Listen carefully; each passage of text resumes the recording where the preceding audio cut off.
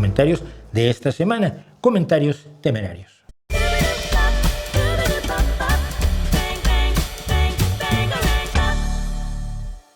Bueno, pues tenemos hoy bastante material, así que empecemos. Me dice César Enrique Vela Castro 3666. Mis respetos por excelsos comentarios. Usted, don Mauricio Schwartz, nos informa con hechos, pero entonces, en vista de sus argumentos, ¿estamos solos en el universo? Siempre parece que sí. Le solicito analizar en segunda parte porque, es el de los aburridos ovnis vuelven, decía yo, tenía yo allí, que analizar en segunda parte porque forman de forma por demás sospechosa la mayoría de avistamientos ocurren en el país más violento del mundo. No, porque es una pregunta, ¿por qué en forma por demás sospechosa la mayoría de los avistamientos ocurren en el país más violento del mundo? ¿En Haití? ¿Cuál es el país más violento del mundo en este momento? Vamos a ver. De todos modos le contesté otra cosa, pero el país más violento del mundo hoy, actualmente, en todo el mundo, según el International Security Journal, el país más peligroso del mundo es Rusia. Rusia es el primero en la lista de los países más peligrosos del mundo en 2025. La razón principal pues, es la guerra con Ucrania, y luego Ucrania. Luego Sudán, también por la guerra. La República Democrática del Congo, también por la guerra. Yemen, también por la guerra. Afganistán, porque están los talibanes. Que por cierto, voy a estar con unos compañeros hablando sobre los talibanes dentro de poco. Sudán del Sur y así, sucesivamente. Bueno, no es pero bueno, le contestaba yo. Ya lo he tratado. Y le ponía yo, le decía que ya he tratado el tema más ampliamente.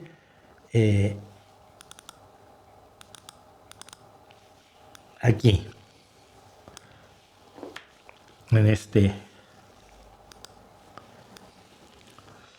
este video de ovnis alienígenas y otras leyendas, que fue la segunda parte. Dice, pero aquí hay dos problemas. Mira, uno, los avistamientos no significa que haya vida extraterrestre, significa que has visto algo que no sabes qué es. Pero si no sabes qué es, no puedes decir qué es. Es un objeto volador no identificado, que es una nave extraterrestre, entonces está identificado. Pero no hay identificación todavía. Todo lo que hemos podido determinar qué era lo que... Cuando hemos encontrado explicaciones, todas han sido naturales, normales y corrientes.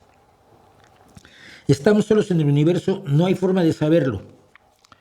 Pero si no lo estuviéramos, de todos modos no hay forma de comunicarnos con otras civilizaciones o formas de vida inteligente. Porque el universo es demasiado grande para ello. No hay forma de comunicarnos, ni mucho menos de irnos a visitar a tomar el té. Y es lo que he tratado de explicar yo en numerosísimas ocasiones, aquí, en mis blogs, en la televisión de México y en donde me han dejado durante un montonal de años. En fin. Macros Rider me dice, ¿desde cuándo la esclavitud es un valor cristiano? Y le digo, pues desde el capítulo 21 del Éxodo, fíjate, es el segundo libro de la Biblia, que está dedicado precisamente a los esclavos. Hasta varias epístolas de Pablo, como Efesios o Colosenses, donde te dice cómo tienes que tratar a tus esclavos y donde les dice a los esclavos cómo tienen que ser obedientes con sus amos. Esos son valores cristianos. Implementar, se enojó mucho porque dije implementar. Pepín Velasco, no es un mal plan, Pepín Velasco W9C o W9C. Implementar, eso dicen los turistas cuando vienen por acá. Implementar, antes se decía iniciar, introducir, crear. Ahora es implementar porque hay que implementar, porque hay que imitar el implement inglés. Y le digo, pues no. Tú implementes poner en acción, poner en marcha. Y según la RAE, eso que a los pseudopuristas les suelen rendir pleitesía, yo no, pero bueno, implementar se define como poner en funcionamiento o aplicar métodos, medidas, etcétera, para llevar algo a cabo. Le dijo, ay, no quise hacer, dijo, no, si no lo hice por ofender. No, Pepín, no ofendiste. Creías que era un anglicismo y no lo es. Ya está, ya es una como tantas palabras que se introducen en el idioma, en esta inmigración del lenguaje que también se da como se da la inmigración de las personas. Y dice, Dante Alarcón, 909, movimiento ridículo, España quiere renacer con el apoyo de criollos locales. Movimiento, se habla del hispanismo, como Gullo o Laje, por eso nunca saldrán de la mediocridad. Los brasileros también son de origen europeo, pero no lloriquean por sus abuelos lusitanos. Un pueblo debe forjar su identidad cultural propia. Además, sería absurdo que un pericote ale a un elefante. Dice solo que España no quiere nada. No es una persona. Los de este movimiento son un puñadito de chifladitos nazis, no son España. Y francamente, tu idea de que España es mediocre, siendo hoy la economía más fuerte de Europa y líder en varios ramos, desde el deportivo hasta la política internacional, es un poquito inventado. Carlitos Alcaraz sigue dominando el tenis. Todos los que dijeron cuando se fue Nadal, vaya, por fin, ya nos libramos de los españoles estos que juegan al tenis, ya se va a ir Nadal. ¿Quién viene? Carlos Alcaraz. ¡Oh! No, mediocre no. Lo quedaría por verte entrevistándolo y me parece que está refiriéndose, aunque ahí la miniatura dice de Espinar, que se refiere a Pablo Iglesias. Y mi respuesta es, no lo aceptaría él nunca. Tiene todo que perder y nada que ganar y es enormemente cobarde. Lo hemos visto siempre. Pablo Iglesias es un sujeto muy cobarde. Me encantaría entrevistarlo y prometería ser lo más sereno y objetivo posible preguntándole. Actuaría de la manera más profesional que pueda, como lo he sido con todos mis entrevistados, me caigan bien, me caigan mal. Pero no se atreve. Como chileno, dice Desurbe 2201, cada vez tengo más certeza de que la historia oficial consensuada del suicidio de Allende es un constructo político más que la verdad científica, intencionalmente eliminada y descartada del relato oficial. Fíjate que es al revés. Desde el preciso momento en que se supo que Allende había muerto, la versión de todo el mundo fue que había sido un asesinato, que había sido asesinado. Solo había una cosa muy rara. Le habían ofrecido por teléfono, y están las grabaciones, los golpistas le ofrecieron a Allende salir del país, le ponían un avión a donde quisiera ir, cualquier país lo iba a recibir, y Allende dijo, no salgo. Y había, si mal no recuerdo, fue Merino el que dijo, este tal por cual nos va a joder, porque no se quería ir. Porque ellos veían muy fácil en el golpe de Estado, pues Allende sale para evitar que lo maten, y entonces pues, ya nosotros tomamos el poder sin llenarnos las manos de sangre del presidente, aunque por otro lado planeaban darle un baño de sangre a todo Chile.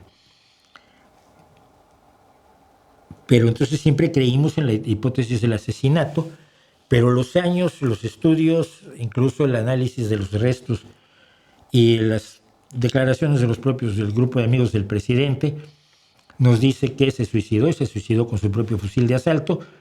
Después de la alocución que dio por radio, se abrirán las grandes alamedas, porque no iba a caer en manos del enemigo. Y me parece razonable. Lo que él estaba defendiendo era la institucionalidad, ¿no? Pero sí parece que no hay ninguna duda de que Allende decidió quitarse la vida. Tobías Entelme me dice, Mauricio Allende era socialista, no comunista. Militó en el Partido Socialista de Chile y en el Partido Socialista Popular. Y es que aquí eso es la confusión que siempre hay. Y entonces lo aclaro. No estoy diciendo que esté mal Tobías, simplemente está desinformado. Era socialista marxista, era socialista según la definición de socialismo de Carlos Marx, no de los socialdemócratas. En la entrevista que le dio a Régis Debray en 1971, él que fue fundador del Partido Socialista de Chile en los años 30, dice, palabras de Allende a Régis Debray.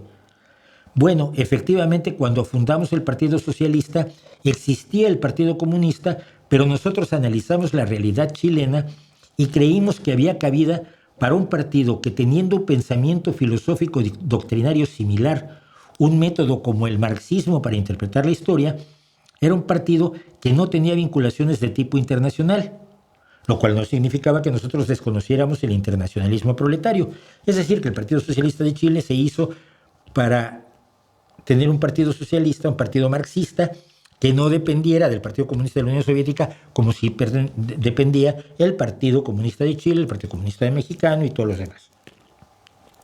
En la misma entrevista, Allende dice: en la Unidad Popular no hay ningún partido hegemónico, pero sí hay una clase hegemónica, la clase obrera, y hay un presidente socialista marxista, que era él. Y finalmente dice: la meta nuestra es el socialismo integral, científico, marxista. Y el PSC, cuando nace, se define como marxista, como se definían todas las personas del PSC que yo conocí refugiados en México, muchos de ellos colaboradores de Allende. Incluso por entonces, hablamos de 1973, el PSOE era marxista, mi partido era marxista, y no abandonó esa ideología sino hasta 1979. El proceso mediante el cual la socialdemocracia europea se liberó de ese lastre, del lastre del marxismo, fue largo. Empezó en 1959 con el programa de Godesberg del Partido Socialista Alemán. Y en cierto modo sigue. Todavía en mi partido hay gente muy mayor de edad, o sea, mucho más mayor que yo, que siguen siendo marxistas de viejo cuño y que a veces les entienden raro, no entienden claramente lo que es la socialdemocracia que tenemos en el partido actualmente. Yo digo, es muy triste que no se conozca la historia de la socialdemocracia. Y en la misma línea me dice Pablo Guerrero Retes, 56-52, me viene a la memoria Gilberto Rincón Gallardo, quien contendió para la presidencia en el año 2000 con el noble y humilde propósito de quitarle votos a la izquierda, cuya candidatura encabezó Cuauhtémoc Cárdenas, y de inmediato me vino a la memoria que Gilberto en su membrete utilizó este símbolo. No sé qué opinión te merezca a la distancia este personaje, creo que su único mérito fue visibilizar a los discapacitados. Cuando creó el partido Gilberto, yo ya no estaba en México, yo me fui en 99. Yo dejé armado parte del libro En el ombligo de la luna, con el cual resumíamos el gobierno de Cárdenas en la Ciudad de México, para demostrar que era un posible un gobierno, una administración bien hecha, que hiciera bien las cosas, punto, con un programa socialdemócrata que era lo que siempre tuvo Cárdenas. Yo dejé pues la parte mía de la campaña hecha antes de tomar un avión y venirme a España, y no volví a México. Pero yo creo que Gilberto Rincón Gallardo sí, él era un discapacitado y promovió la causa de los discapacitados y lo aplaudo por eso, pero tomó tomó por asalto la imagen de la socialdemocracia sin ninguna seriedad, cuando Cárdenas era quien tenía un claro programa socialdemócrata, y lo sé porque fui parte de su campaña desde el 96 pues hasta el 99, ¿no? Y como siempre, un partido que hace una persona para contender por la presidencia, es que así no se hacen los partidos. Se hacen los partidos sobre una base de principios para alcanzar el poder. El padre creador San Lucifer 4669 dice, nos vamos a alargar unos minutos, ya saben, no se trata de ganar una batalla que ya terminó. Cuando yo dije que pues, los hispanistas y muchos otros se la viven peleando batallas que ya terminaron, decía yo, la guerra civil en España sigue, el guerra civilismo entre los que siguen tratando de, ay, es que Franco era maravilloso, no, la República era maravillosa, no, es que la República mató gente, ya, pero menos que Franco. Dice, se trata de esclarecer un poco hechos históricos que están contados muy a medias. Es de admirar que personas como Zunzunegui o Patricio Lons, a quien no conozco, inciten aunque sea un poco a las personas a ver más allá de los libros de la SEP, la Secretaría de Educación Pública de México, así como usted que invita a las personas con su perspectiva de la historia, y luego una Q que no sé qué significaba, si iba a seguir y ya se cansó. Digo, ya, pero yo no parto de mentiras ni de odios como los de Zunzunegui, como odios como los que Zunzunegui le copia a los neonazis españoles. Yo no cuento la historia a medias. Y decir que la historia real de México es la que cuenta la Secretaría de Educación Pública es un poco idiota, como decir que la verdadera historia de Estados Unidos es la que se cuenta en las escuelas. Obviamente la historia es más compleja de lo que se enseña en las escuelas de primaria. Pero ello no justifica que un vendemiedos venga a decirte que ellos te engañan y él con los nazis españoles y Putin te van a revelar la verdad histórica. Hombre, no. C. Flores C. 66 dice, si alguien, hablábamos de conspiranoia y autismo y de pues que ante el embate antivacunas del gobierno estadounidense, pues va a morir gente. Y dice Floresé 66, si alguien muere por hacer caso a estos dichos estúpidos, es la selección natural trabajando. Los estúpidos sufren y mueren y los racionales sobreviven. Así de simple. Perdón, estoy sirviendo un poco de Coca-Cola, que tengo la garganta ya. Y entonces yo le respondo, no, esas personas no son estúpidas, son ignorantes y mueren engañados. No confundas la información que tienes con algún tipo de inteligencia porque te puedes llevar un chasco. Y es una cosa que pasa muy frecuentemente. La gente confunde la información con la inteligencia.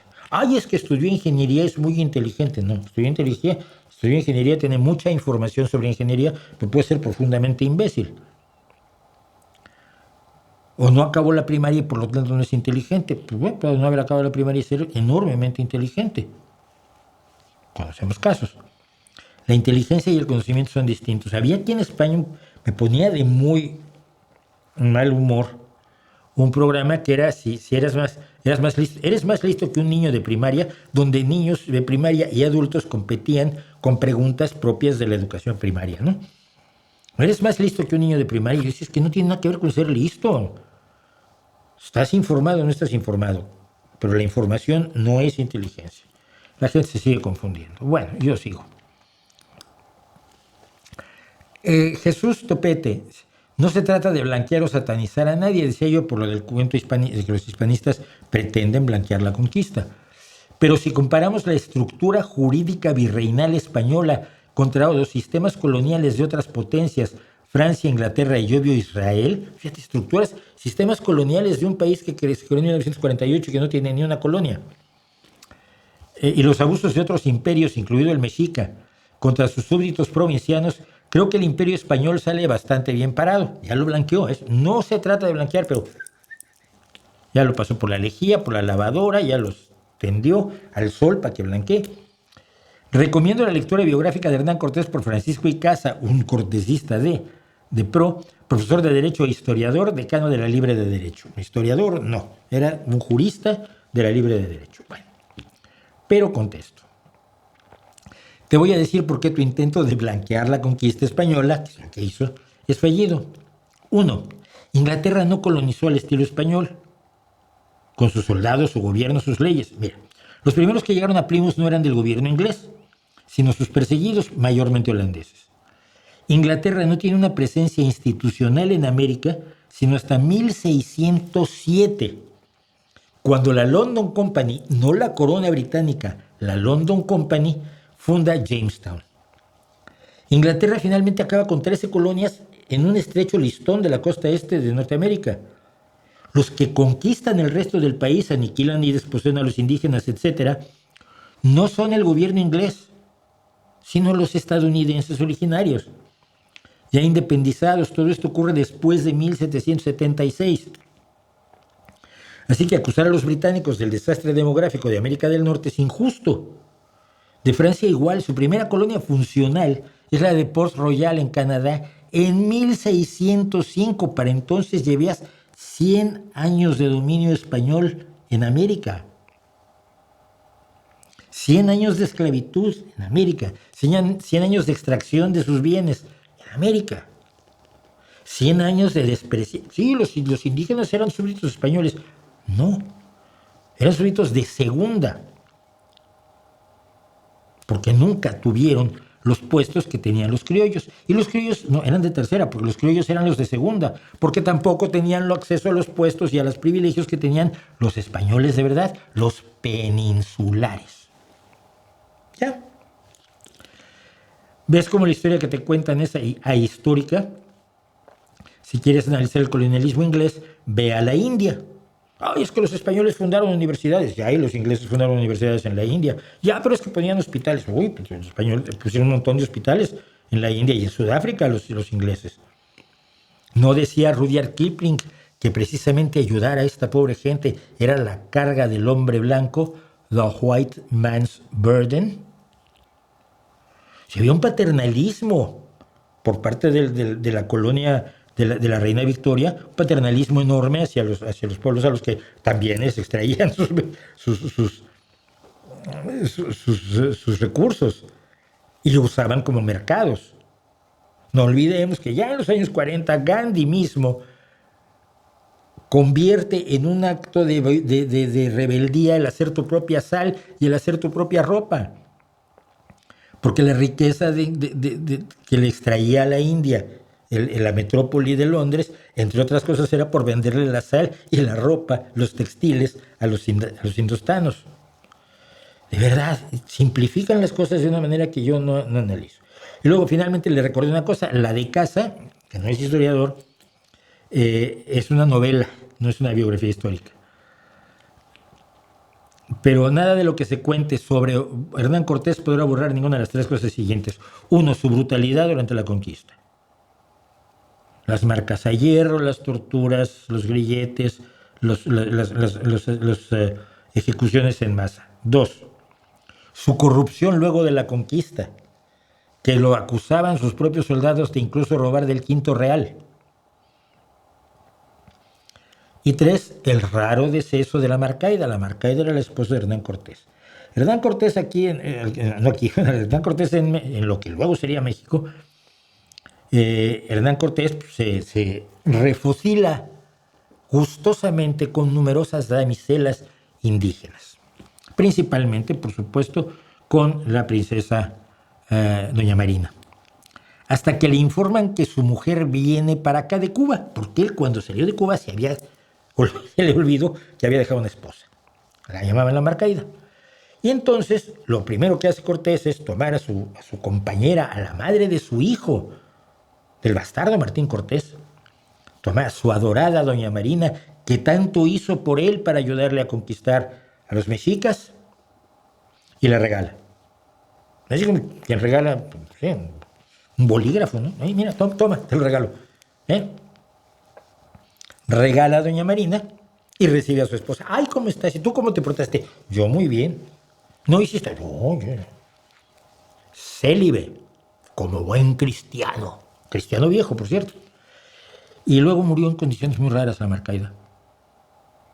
Y don Hernán Cortés siguió refocilándose por ahí.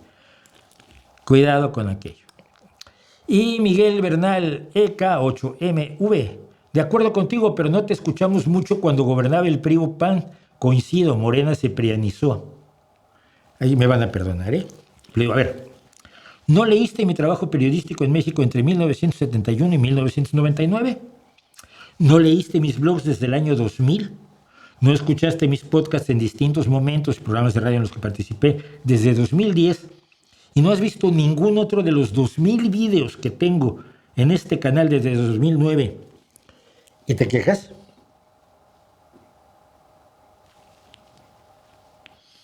Y solo hay un motivo por el que no ganó el premio Elton, el buen Miguel Bernal. Y es porque lo que viene, oh hermanitos.